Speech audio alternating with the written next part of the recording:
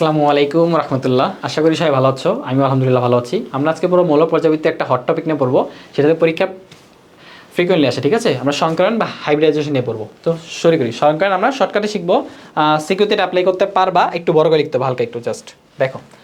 তো একটা হচ্ছে স্টেক নাম্বারটা, স্টেক নাম্বার নিয়ে পড়তে হবে। স্টেক নাম্বার কি হতে পারে? 2 হতে পারে, 3 হতে পারে, 4 হতে পারে, 5 হতে পারে। 2 হয় তাহলে এসপি হবে। এগুলো কি অরবিটাল? 2 মানে দুইটা, দেখো এস একটা পি একটা, তো 2 হইলো।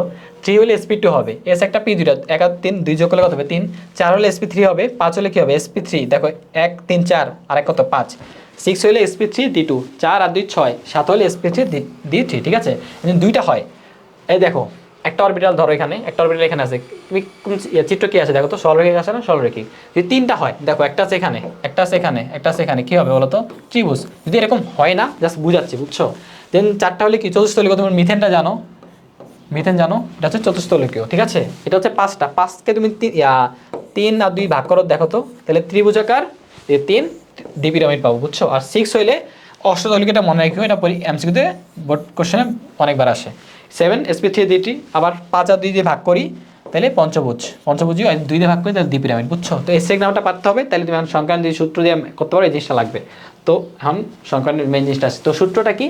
সূত্র হচ্ছে half M plus B C plus A. এখানে এমটা কি? এটা এমটা হচ্ছে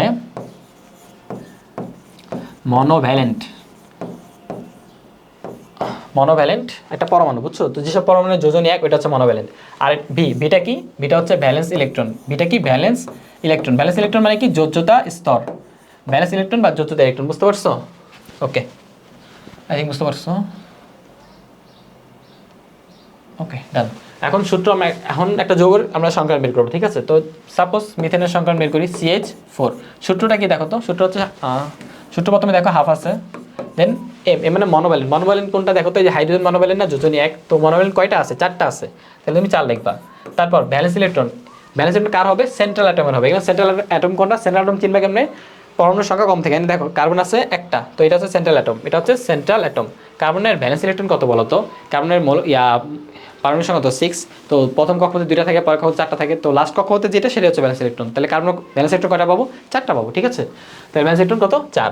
এটা হচ্ছে ক্যাটায়ন।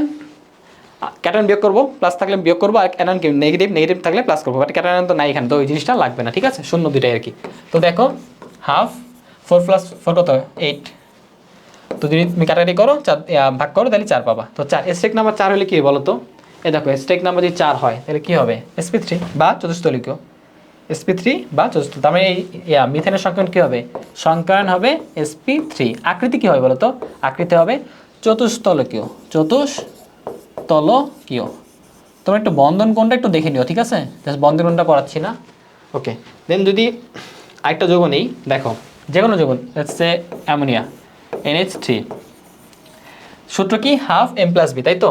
হাফ এম কত? মনোভ্যালেন্ট। মনোভ্যালেন্ট কয়টা আছে দেখো তো? হাইড্রোজেন কয়টা আছে? 3টা আছে, 3টা। Valence electron. ভ্যালেন্স ইলেকট্রন কার হবে? নাইট্রোজেন। নাইট্রোজেন ভ্যালেন্স ইলেকট্রন কত? প্রথম কক্ষপথে 2টা, লাস্ট কক্ষপথে কত? 5টা। তো ভ্যালেন্স ইলেকট্রন কয়টা? 5। ওকে, তাহলে কত? 3 আর 5 যোগ 8, 8কে 2 ভাগ করলে কত হবে? 4। তাহলে এটাও সেম sp3, এটাও সেম sp3, বুঝছো? এটাও সেম sp3। ওকে, দেন একইভাবে তোমরা অ্যামোনিয়া পানিটা করো তো, দেখো তো সেমভাবে করেও sp3 পাবা। ঠিক আছে, ওকে। আরেকটা করি, দেখো PCl5 যোগটা দেখো। যদি আমরা সংখ্যার বের করি, সংখ্যার সূত্র কি? Half M plus B. M monovalent atom কয়টা আছে? 5টা আছে, তো আমরা শুধু 5 লিখবো। Valence electron potassium valence electron কত?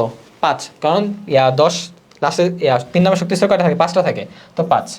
তো দেখো 5 আর 5 যোগ হলে 10, 10টা হাফ দিয়ে ভাগ করলে কত হবে? 5 পাবা। তো যদি স্ট্রিং নাম্বার 5 হয়, তাহলে কী হয় বলো তো? শুরুতে যে পড়াইলাম, 5 হলে কী হবে? sp3d। দেখো তাহলে সংখ্যাটা হবে sp3d। sp3 বলো তো আকৃতিটা কী হবে বলতে পারবা? 5কে 3 আর 2 ভাগ করো, তাহলে ত্রিভুজাকার পিরামিড হবে। ত্রিভুজাকার দ্বিপিরামিড। ত্রিভুজাকার ত্রিভুজাকার এটা হবে দ্বিপিরামিড আকৃতিটা। ত্রিভুজাকার দ্বিপিরামিড। এভাবে তোমরা সকল যোগের সংখ্যা সেম সূত্র দিয়ে বের করতে পারবা। লেটস সে আরেকটা ট্রাই করি আমরা, ঠিক আছে? কোনো ট্রাই করবো, যোগ ধরি BCl3। 3, ঠিক আছে? তো সূত্রটা কি হাফ m প্লাস ভি। এখন m মানে মনোভ্যালেন্ট, ক্লোরিনের যদি 1 না তো ওইটা একটা মনোভ্যালেন্ট। মনোভ্যালেন্ট কয়টা আছে, ক্লোরিন কয়টা আছে, 3টা আছে, শুধুমাত্র 3 লিখবো।